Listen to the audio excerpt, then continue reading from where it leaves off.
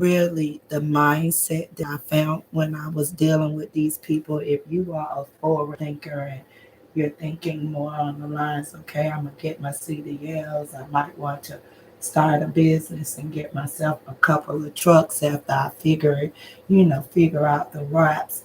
They're a little slow on that. They just really trying to get people to be workers.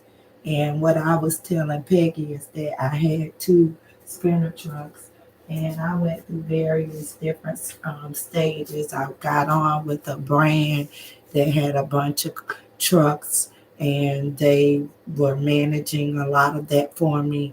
Then I found out that, they were mismanaging some of the funds, the gas miles, things like that, where I could have made more money. Then I took on the vans. But the most part that I really, even doing this transition, of course, everything costs money, but I took a course in distribution or dispatching. And that might be something you might want to, why if you're going to go the truck route or maybe go look at some YouTube videos, you want to, at some point, you might work for Walmart distribution or something like that, but I want you to be thinking along the lines, how do I get my own truck and expand myself? And yeah, right. And so I want you to and that's why I told Peggy for you to call me because, like, I got a binder, and when I come over to the house, I'll make sure that be one thing I bring with me about distribution, so you can understand.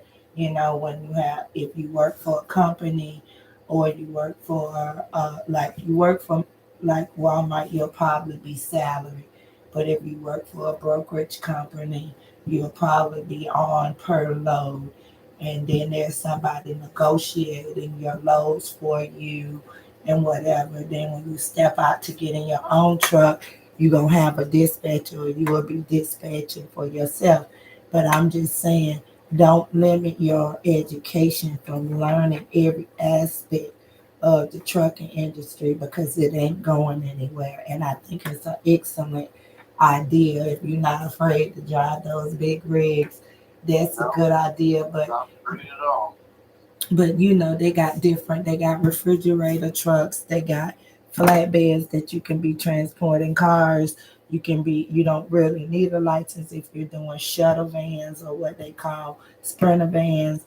You got to decide if you want to be local, if you want to be on the road.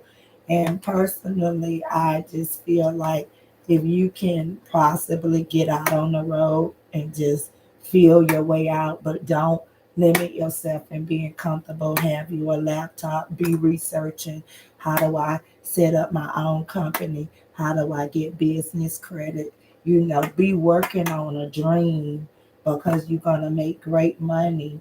But I want you to be considering, you probably just like me, older, over 47. We behind the curve with retirement. You got challenges, probably just like I got challenges that we're facing, and we probably only got a good 20 years or so to make something happen for ourselves, that we're not Walmart greeters. Yep, that's a fact. That's a fact. And so, right. And so I think, if more than anything, I'm going through a spiritual awakening, and I don't understand why I'm going through what I'm going through, but I hope I can be of some kind of service for you because I'm a wealth of knowledge and information. And I just feel like it's our birthright to win. And I don't know how much you realize, a lot of stuff is not set up for us, it's set up against us, and we're spinning our wheels. So I have a political agenda, but I also have a heart. And I'm happy to be one of these educated people that fell on hard times during COVID. I was swindled out of $5 million with two veterans here, right in Fayetteville. I couldn't get any help. Of course, I fell behind on my mortgage, my car notes, my trucks. I lost it. I just lost everything, and I'm trying to make sense of it. And your faith, where you're trying to trust God. Do I pack up but then you like, am I trusting God that things will work out? And so you just got to go through the motions, and even in spite of what I'm going through, I want to be of assistance to you. That it is very few resources out there, but when she told me you were interested in CDL, I knew that that program could help you. And I've gotten, I go around to the workforce development. I pick up books, brochures, just to kind of see what resources are out here and available to us. And I know I went through that program, and if they're still doing what they're doing, I tell you to jump on it. You are All right. transitioning and you need You're help. helped me already tremendously. So I can't wait to meet you. Right. And then, like I said, I bring that one binder by there. Just even if you thumbing through it and some stuff pop off, and you try to figure out what's really going on, start watching you some YouTube videos and saying, okay, I'm gonna do this. I'm gonna commit to learning this business over the next year. But while you're doing that, I want you to be thinking, how do I build myself so I can get 2 trucks or another truck and pay somebody else to drive the truck so that you can spend time with your kid. Thinking about, I got a 9-year-old little girl. Yes, ma'am. I lost my child during this time and everything, so my heart goes out. I do DNA testing, and I hear parents that go through struggles where you actually got fathers that want to be involved, but the mothers are so difficult because they're jaded. So my heart goes out to you, and whatever help I can be of service to you, maybe us masterminding together, and eventually you getting credit. We're going to this grant writing class this weekend together. So you just never know how things may work out. I have a lot of skill sets, but when you don't have enough money coming in, you can't market, you can't do anything. You're crippled. Yeah. Takes money to make money. You crippled. And my heart goes out to you that you've been traveling 2 hours, going back and forth to work. Like I turned down a job going out to Pinehurst because I thought for $15 an hour, wear and tear, was it really worth it? But when you don't have no money, I'm wondering if that was the best choice. But it don't make sense when No, when that's you too far to drive. right, right. So it's those kind of decisions. Huh? You got a job, but you just have to find you some housing. So either you keep your job or you got to do something different. And I'm telling you, honey, if you can get into the trucking business, it's a cash cow. But I don't want you to just stop there. I want you to dream a bigger dream for yourself and your family and your legacy. You can't work all your life. You got to get your money working for you. Man. I can't wait for that. And I'm trying to keep my emotional state because I'm going, I got to pick up, trying to go out of town. I got a lot going on, but I still feel that in me being obedient to the higher power, that if I got information that can help someone, I want to be of service to you. And I'm telling you that let's don't just make this one phone call. Let's build so I can, you can give me ideas, I can give you ideas, and what you're facing, because part of my life is that I'm documenting everything, because I think there's a society out there that believe that things go a certain way, but until you find yourself up against a wall, like maybe you transition, you lost a job, COVID affected you, you got a lot of different things that came against you. You were upstanding citizen, but you can't seem to get a break. And so it's something that needs to be discussed, on a bigger level. What really resources are out here when someone transition from the military, or the military, they got them all taken care of because they know how to build. But from a broken marriage or a loss of a job, or the fact that a lot of people lost a lot of different things, whether it was an income during COVID, or they got sick during COVID, or they lost their job during COVID, or they spent up all their savings during COVID. A lot of things happened, and people acting like COVID never happened. And when I'm talking to people, they like, well, COVID was 2 years ago, but they don't realize that I've been fighting this battle for this long. I was thriving. We had a business. I had multiple streams of income. Yeah, I was doing well too. Came to a rough fall, that's for sure. I lost everything too. Because a big company came out and bought your small you know, well, forced your small company to close, right? Well, this is a little deeper than that. I'll get into it with you when I meet you, but it's more along the lines of my wife cheating, her embezzling money, and Oh, okay. Wow. So the government or somebody came after you and crippled your finances? yeah, I lost I had a business partner, an old guy who owned all the edible arrangements from Newburgh, New Jersey to Charleston, South Carolina, just about all on the Eastern Seaboard. And he was a silent partner in the business, and I put $50,000 of every dime I had into the business. He was a silent partner. He was on the liquid assets to get the $1.2 million loan we had to get the business in the land. It was a fitness center, 18,000 square foot fitness center, big place. And I ran it for 3 years. She embezzled money the third year, about $124,000 total. And then I was blackmailed out. I was able to prove that I didn't embezzle the money. And so that went for me, of course, but what went against me is that he didn't want to deal with it anymore. He said, you know what, we're just going to cut it off. So I'll tell you what we're going to do. You're out, you're cut, she's long gone. You're out because of embezzlement. So you have two options. You got one, you can walk away right now, it's over with. You won't hear anything else again. If you want to fight this, I'm going to take you to court and sue you for embezzlement. You know what to do? I'll take your ass to jail for your wife. So that's how I was handled. And I had no financial protection, legal documentation until 5 years. 5 years in mine. The 2 years I had no protection. Wow. So yeah, I lost $50,000, which isn't much in comparison, but it was all I had. Right. I was making good money with it. I turned the business, the first 18 months of operation, into a 6-figure business. I grew 727% in the first 12 months. Yep. The business was worth $2.46 million when I walked out the door. And I did everything.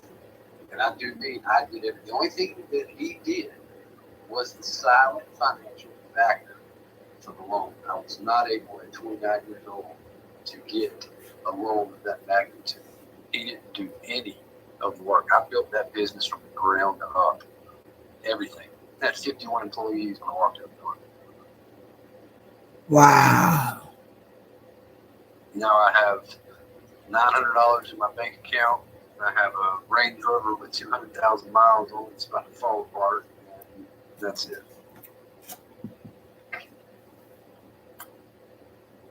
Wow.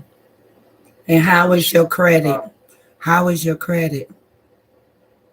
What credit? I couldn't get a moped if I tried. Yeah, that's how I felt. I couldn't get nobody to finance me a pack of bubble gum.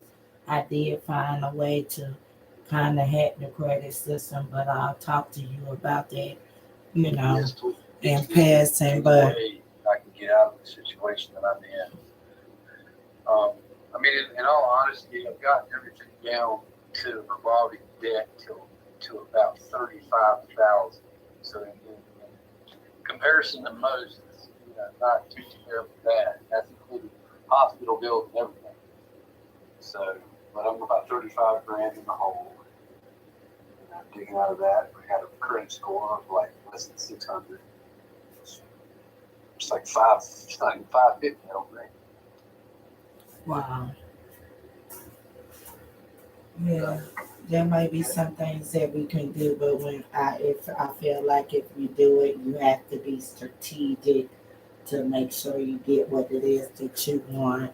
But So it's I'm a very strategic in my planning, so I like the way you think and talk. I So like you too. I like you too, and I really want to be of some kind of service, but I know that industry enough to tell you that if that's where your heart is leading you now, that's going to be great. It sounds like you know how to manage people.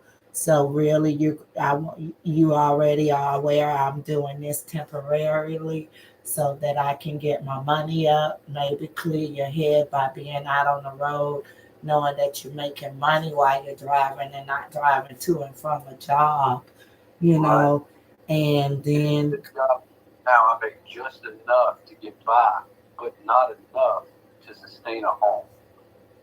That's my issue. So I know for a fact I don't. The job that I'm doing it's okay day to day, but I really don't like it. Don't want to do it. But I'm doing it because it's a means to an end, of course. But I wouldn't make a 2 hour drive either. I mean, it's 4 hours on the road, round trip for me every day. so that's a wear and tear on your body and the car being tore up. Yep. But my plan is just to make enough money to get me into CDL school because I know it's not too terribly long to get behind the wheel. That's what I'm trying to do. Like, isn't it the training like 6 or 9 weeks? Yeah, it's like 6 weeks. I can be out in 6 weeks. Easy, easy peasy. Yeah, that they if you go in there and you gotta be aggressive with it, like I said, don't volunteer too much information without you calling me. I went through the program prior to COVID, but when you go, let's talk, make sure we're talking so we know how to um, set Yeah, yourself up. You're speak. paying rent, you're responsible, and you're transitioning, and you just, you know, it's a lot. The less you say is better. Listen for what they need from you, provide that, and let's try to get you on the road to owning some trucks. And who knows, you know. We'll get back into it with me. We'll start one up together. Yes, because I said as soon as me and Peggy get our break, because we expecting a financial breakthrough any day. Cause Love so for my thing is when that comes through, I gotta be strategic where the money's gonna go. Cause your money gotta be making money, right? So facts. where is the money gonna go so that it's making money? And I know that's a lucrative industry because nothing moves in this country without the trucking industry. Right I now, think it is the fastest growing industry in the nation. yes, and I think it has a very spiritual connection to all of us in terms of how the truckers are responsible for moving and transporting all of our goods and services all over the country. And ultimately, who knows, you might be transporting stuff nationally, you just Yep, don't know. yep. But think big, think beyond that truck, baby. Yes, ma'am. Yes, ma'am. Kimberly, thank you for talking to me. I appreciate it. No problem. And don't make me a stranger. Plus, it look like I might be over there with y'all next week. So who knows? Yep, yeah, I'm planning on meeting next week. That's what Mickey was saying. So, Yes. All right then. So you have a pleasant evening, and I hope I was of some services. But inquire, fill out whatever forms, and make phone calls. Be aggressive about it that you need assistance. yes, ma'am. Thank you so much. I'll You meet you next week. you're welcome. Take care. Yes, ma'am. Thank you. Okay. Bye.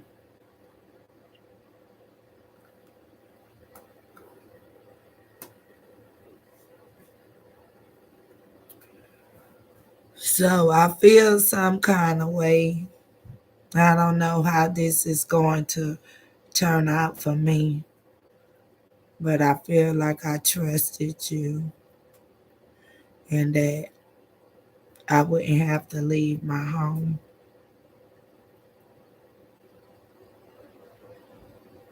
And I just feel real stuck right now because I got all of this stuff. And what do I leave and what do I take? And what do I do in the next 24 hours? I need a miracle. And right now, I don't feel faithful because I've lost everything. My child, my business, and literally my home. And you got all that going on outside. I've been chasing a dream. And why did I stop packing a month ago? I wouldn't be in this position. Thinking one more video, one more post, one more. Then I relaxed and spent money to go up to Virginia to take me where? To the NRA. If I had a gun, do you know what I would do with it right now? Wow.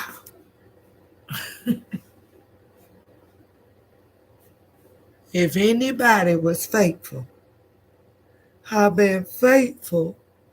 I literally been faithful. And I've been doing what I thought was best. Wow.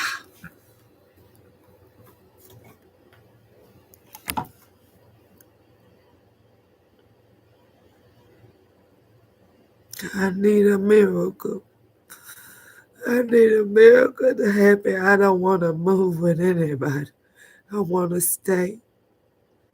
And I want to build my legacy right from here.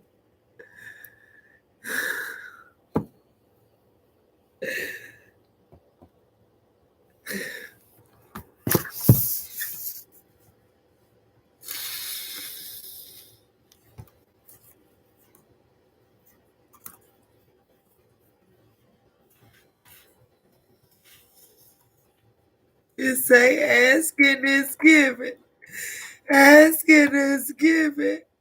How do you trust? Ask, it is given.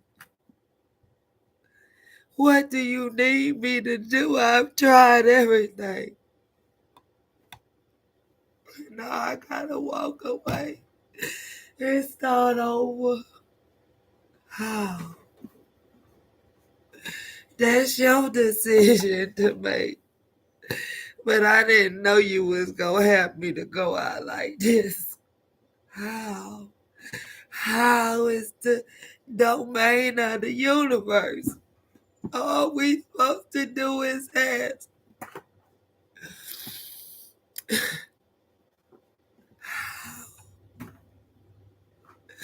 How can this turn out to be a better day for me? I hear you out there. I don't want to run outside. I chased the planes this morning. All I've been doing. How? It's your job, Lord. And I'm trusting you. How do I make sense of all of this? How do I deal with him? How? Without getting myself injured more.